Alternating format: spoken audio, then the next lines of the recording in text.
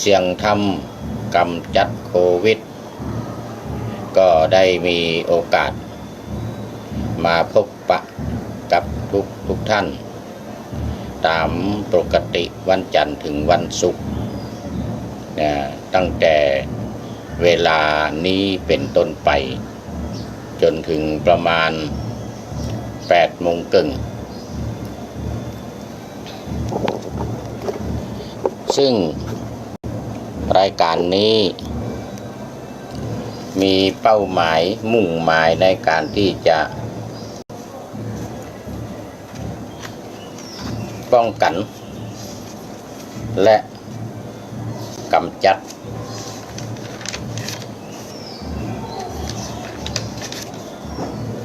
ไวรัสโคโรนาทั้งที่ยังบักเกิดขึ้นเตื้อนะและที่เกิดขึ้นแล้วตามแนวทางของสัมมาวายาโมคือความพยายามชอบ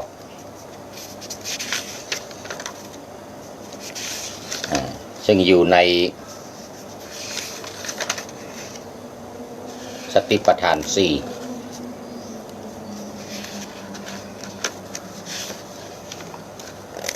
อยู่ในสติปัฏฐาน4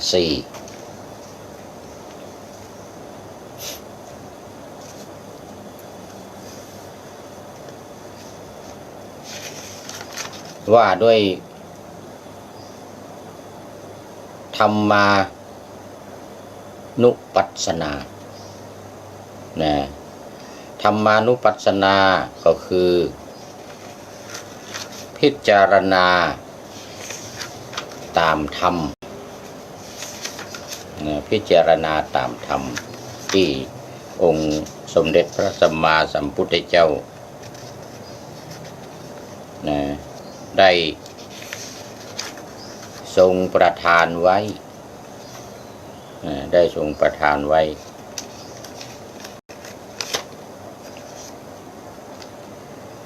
ซึ่งในธรรมานุปัสสนานั้นมีหัวข้อธรรมอยู่หลายหัวข้อแต่ที่สำคัญนี่ก็คือมรรคมีองค์8ประการมรรคมีองค์8ประการนี้ก็มีข้อที่6สัมมาวายาโมคือพยายามมีความพยายามชอบสัมมาวายาโมนี่มีความพยายามชอบแล้วก็อยู่ในธรรมานุปัสสนาเหมือนกันแถมหัวข้อ1ซึ่งสัมมาวายาโมเนี่ยคือความเพียรเนี่ยความพยายามเนี่ยอยู่ในหัวข้อนั้นอยู่ในหัวข้อธรรมนั้นก็เรียกว่า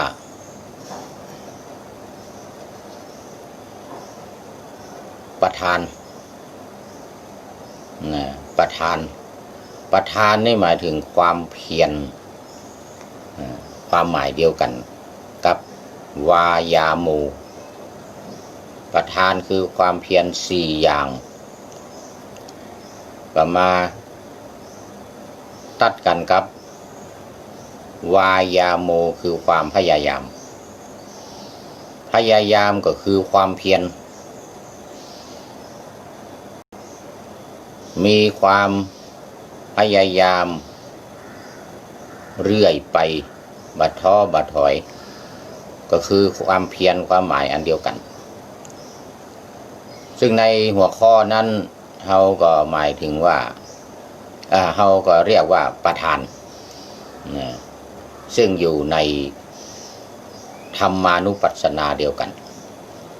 มันมาเกี่ยวข้องกัน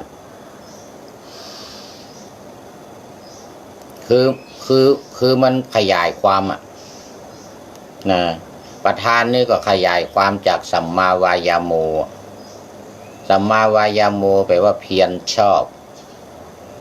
ความเพียรชอบนี้ก็คือความพยายามพยายามก็คือประธานแปลว่าความพยายามหรือความเพียร4อย่างนี่ความเพียร4อย่างข้อ1ข้อ2ข้อ3ข้อ4ตัดกันพอดีกับรายการเสี่ยงธรรมกำจัดโควิดนี้ถ้าจะว่าไปก็คืออาตมาตั้งชื่อรายการนี้ตามธรรมตามหมวดธรรมนี้หมวดธรรมเนี่ย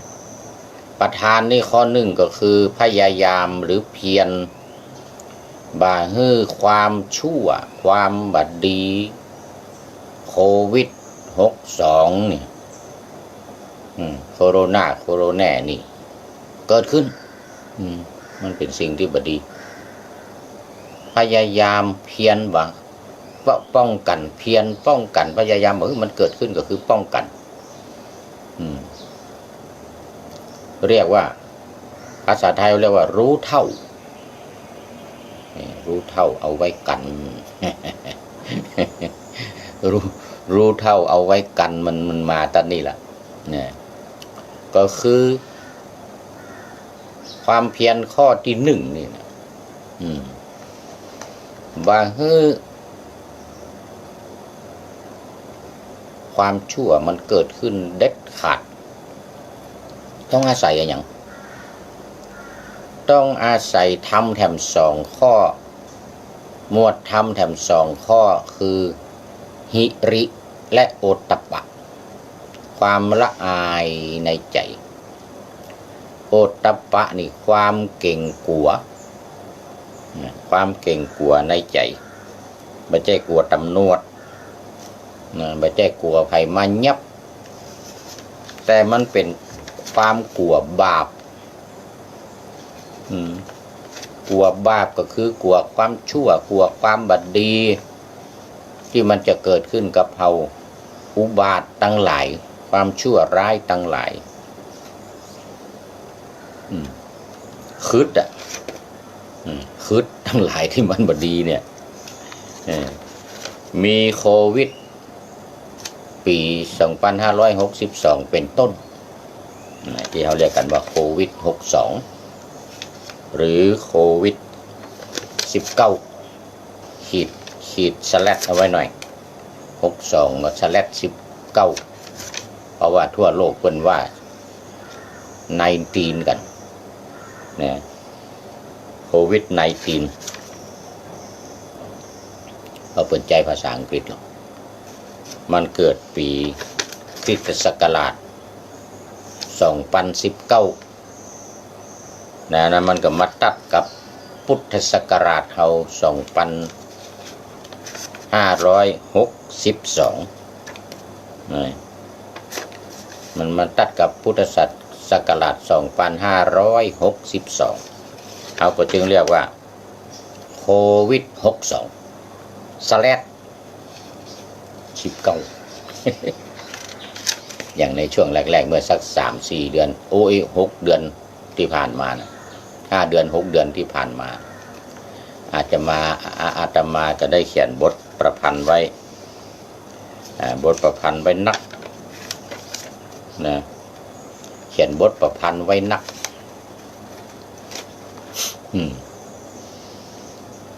เป็นกาบก็มีเป็นข้าวก็มีเป็นแล่ก็มีนะเป็นกลอน8ก็มีกลอนตลาดก็มีเพราะในช่วงต้นเดือนกุมภามีนาตั้งแต่มกรามาเนี่ยตั้งแต่มกรามาขยันน้อยมาเดียวนี้ขี้ค้านมาเดียวนี้ขี้ค้านกำลังมาเริ่มเขียนใหม่ออกไปแล้วตอน1เมื่อวันศุกร์เดี๋ยว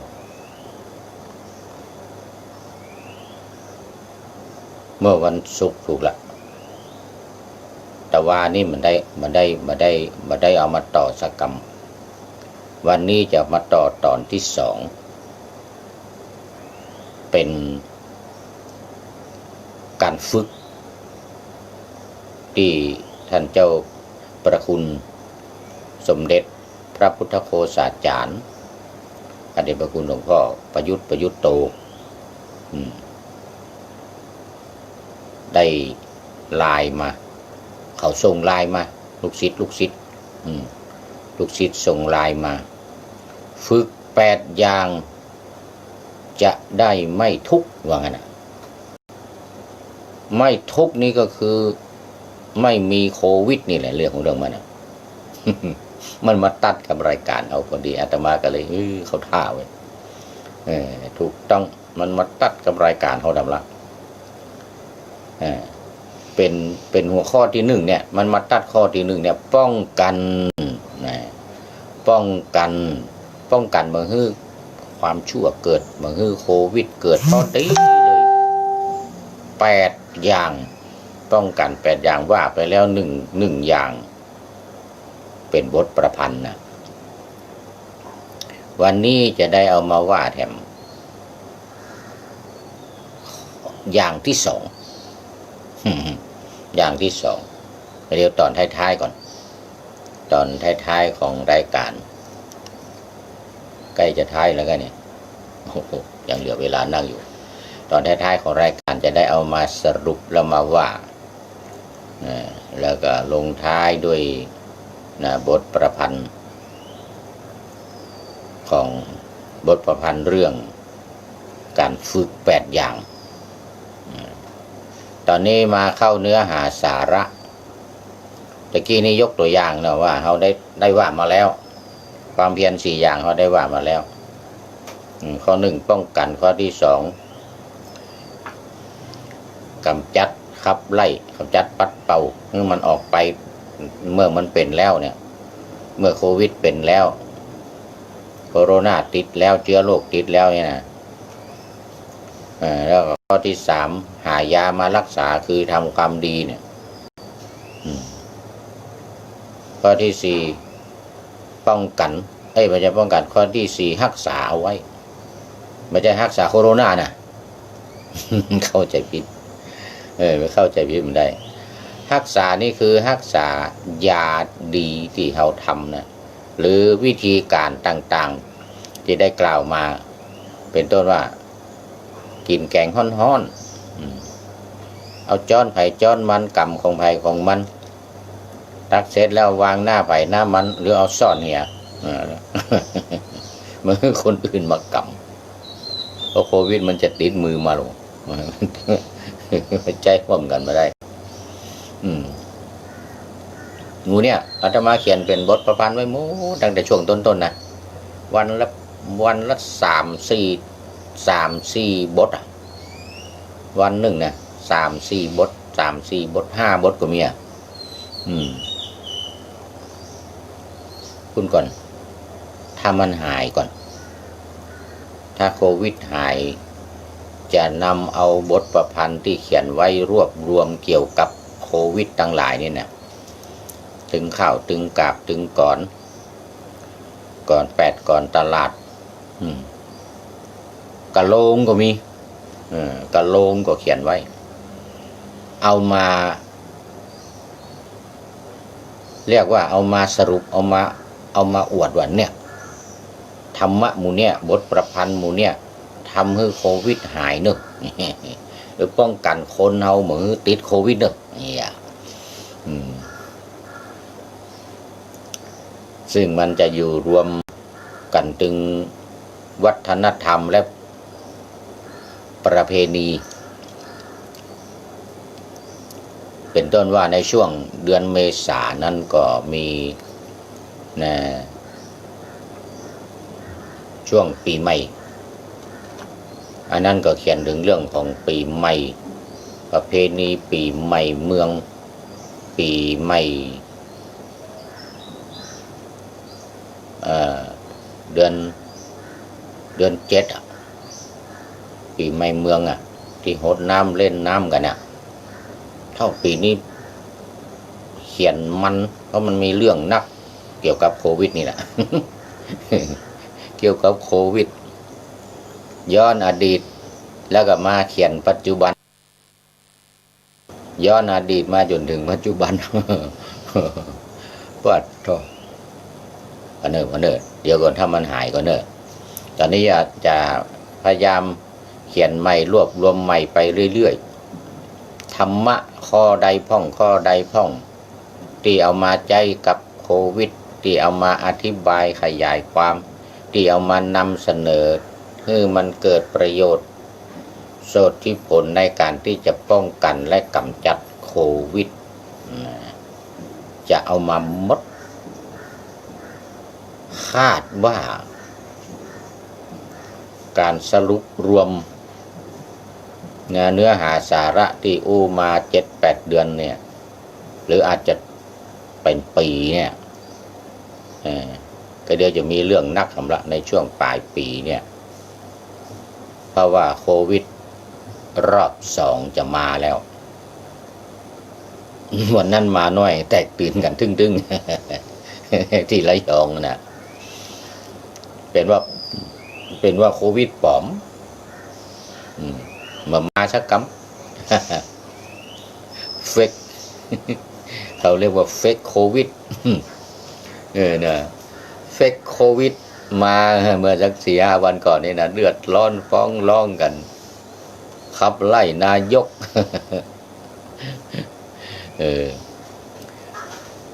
กลายเป็นเฟกโควิด มันใช่จริงสักคำนี่ให้เป็นสักคนอะ นี่ให้เป็นสักคนหมอทวีสินจนต้องออกมาปลอบใจขอโทษอย่างเปิ่นครูกำชับมาตลอดเนาะปัดเถอะ ตัวเองมาลดการนี่ก็ เท่าแตกตื่นเดือดร้อนกันทำให้เกิดการประท้วงเกิดการขับไล่หมู่ลดการนี่นะ ขับไล่หมู่ลดการ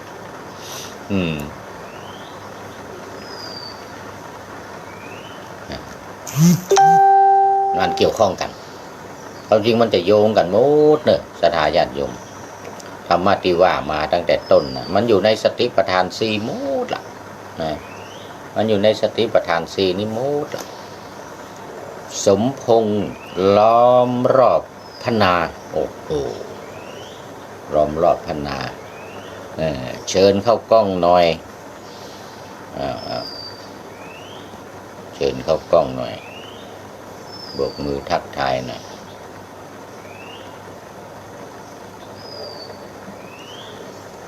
เชิญเข้ากล้องเชิญเข้ากล้อง เฟซนี้ยังบัดกว้างขวางเนอเปิดใหม่เขาจริงก็เปิดเมือนแต่ว่าไม่ได้ใจเนื่องจากว่าอันเก่านี่มันเดี๋ยวนี้มันอืดมันเต็มไม่รู้จะยากอย่างใดนะเอามาออกจัดรายการก็บ่ได้เฟซใหม่นี่เทพบุญสวัยเนื้อปีนน้อยเทพบุญสวัย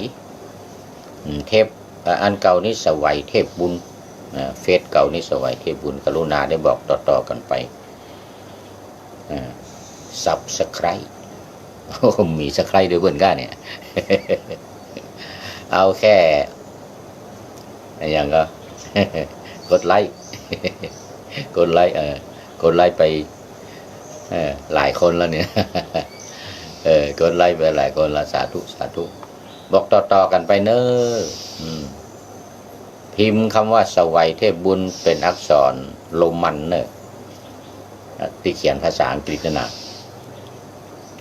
SAWAI เดี๋ยวเทพบุญก่อน THEPBOON เทพบุญ BOON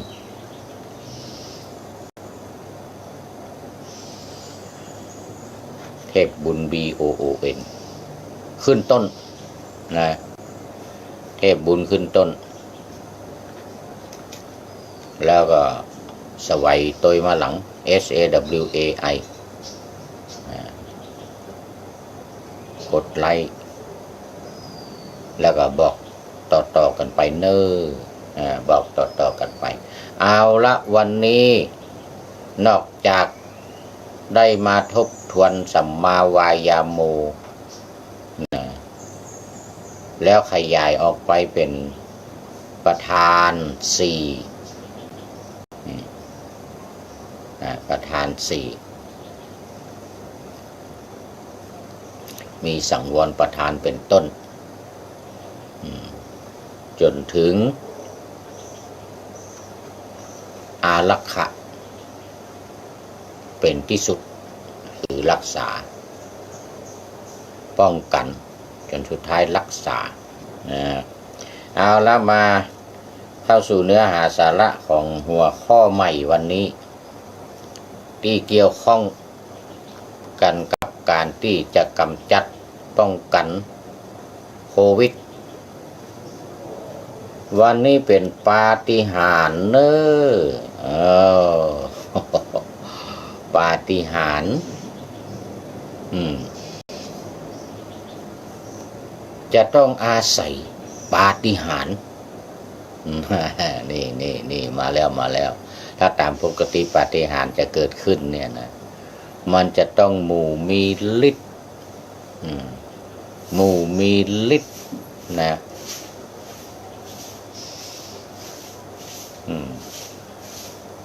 มี3หัวข้อนะมี3หัวข้อนะ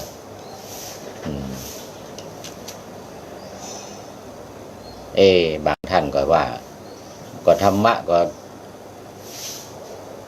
ถ้าปฏิบัติ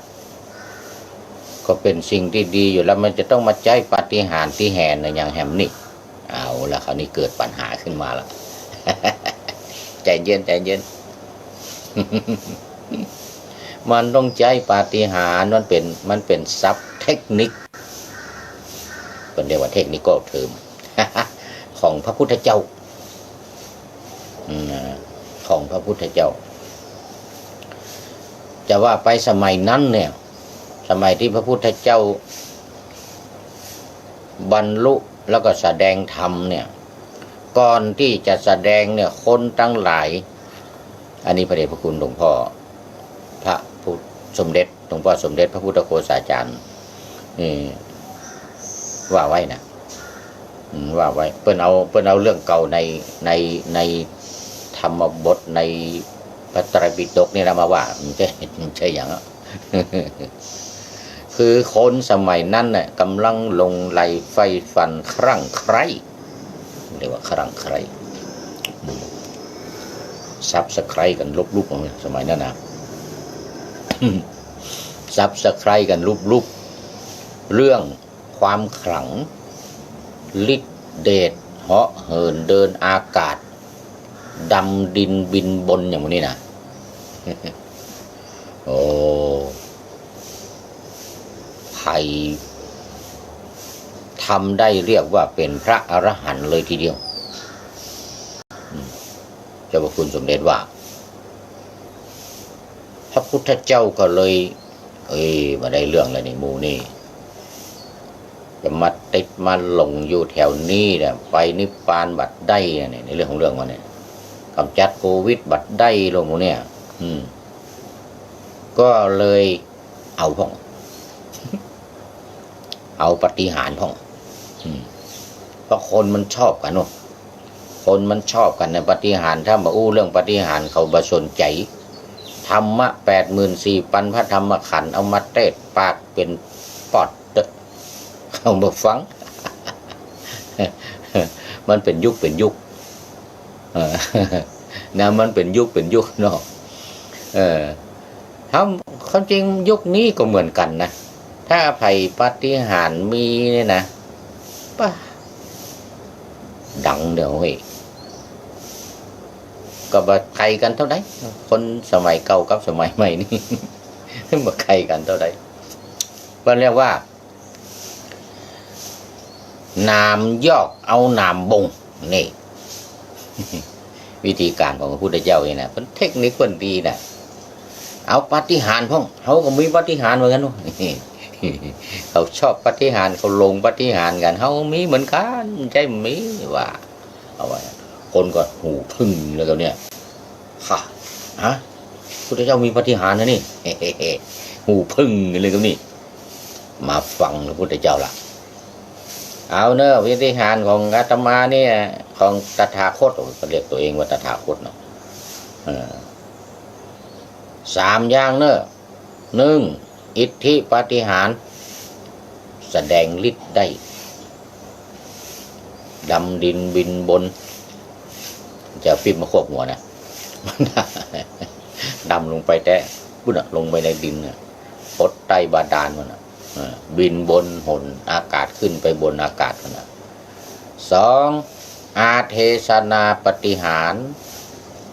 อันนี้สามารถเดาใจคนอื่นได้ดับความคิดของคนอื่นว่าเฮ้ยมันคิดอย่างไรไอ้คนนี้มันคิดอย่างไรเดี๋ยวโอ้เวลาก็ใกล้จะหมดทำละ ถ้าเวลาหมดจะเล่าปาฏิหาริย์ครูบาวัดไผ่หินให้ฟังสักหน่อย นกตัวนี้นะก็มันจับอยู่ที่กิ่งไม้ขนาดมันจะบินไปทางใดนะครูบาหูใจมันนกครูบาหลวงไผ่หินนะก็เดี๋ยวมันจะบินไปทางขวานะว่าอย่างนี้นะไปแล้วบินไปทางขวาไปแล้วมันจะบินไปทางหลังนี่นะนกตัวนี้มันจะบินไปทางหลังนะว่าก็เดียวบินขึ้นเหินไปทางหลังไปแล้วอย่างป่าอยู่ในน้ำป่านี้ก็เดียวมันเนี่ยมันจะว่ายพลิกคืนนะว่าอย่างมันจะพลิกไปทางขวามันจะพลิกไปทางซ้ายไปอย่างนั้นมันถึงไปตามที่ครูบาว่านั่นนะอันนี้เรียกว่าอาเทศนาปาฏิหาริย์เอาข้อที่3อนุสาสนีปาฏิหาริย์เน่มาแล้วหัวใจมาแล้วไฮไลท์ไฮไลท์มาแล้วข้อที่3เนอะอนุสาสนีปาฏิหาริย์นี้คือกำสอนของตถาคตของอาตมานี่นะเป็นปาฏิหาริย์อย่างไรมันสามารถทำให้คนที่ปฏิบัติตามหรือได้ยินได้ฟังเนี่ยเกิดปัญญาเกิดความรู้ความเข้าใจและนำเอาปัญญาที่เรียกว่าปัญญาวุฒินี่นะปัญญาวุฒิเนี่ยอาวุธคือปัญญาเนี่ยไปตัดกิเลสสังโยชน์ตั้งหลาย10 ประการกิเลสตัวใหญ่ๆความโลภความโกรธความหลงอันนี้ตัดได้หมดว่ะนี่มันปาฏิหาริย์อย่างนี้เนี่ยหลอนบุดาเสร็จ เนี่ยเอาละทีนี้แล้วยกย่องด้วยนะยกย่องอนุสาสนีปาฏิหาริย์เนี่ยอาเทศนาปาฏิหาริย์อิทธิปาฏิหาริย์บอกมีย่างกระจอกมาได้เข้านิพพานมาได้พ้นจากทุกข์ที่แท้จริงโควิดมาหายว่ะ อิทธิฤทธิ์กับอาเทศนานี่นะโควิดมาหายโควิดจะหายกะมันจะต้องอนุสาสนีปาฏิหาริย์นี้เอาหมดเวลา หมดเวลาเว้ย ต้องขอฝากไว้เนอะปาฏิหาริย์3 อย่างนี่นะพุทธเจ้ายกย่องอนุสาสนีปาฏิหาริย์เนี่ยคำสอนเนี่ยธรรมะเนี่ยที่อาตมานำเอามาอธิบายความนี่นะทั้งหลายเหล่านี้นะมันเป็นสิ่งที่เป็นปาฏิหาริย์เป็น Amazing เป็น Amazing อย่างที่สุดเอาละวันนี้ขอฝากให้กับท่านทั้งหลายนำเอาหัวข้อทำ3 อย่างนี้ไปปฏิบัติอย่างน้อยๆได้อิทธิปาฏิหาริย์ก็ยังดีทำสมถะกรรมฐานแล้วก็ อย่างอาเทศนาปฏิหารนี่ก็เหมือนกันนะทำสมถกรรมฐานแต่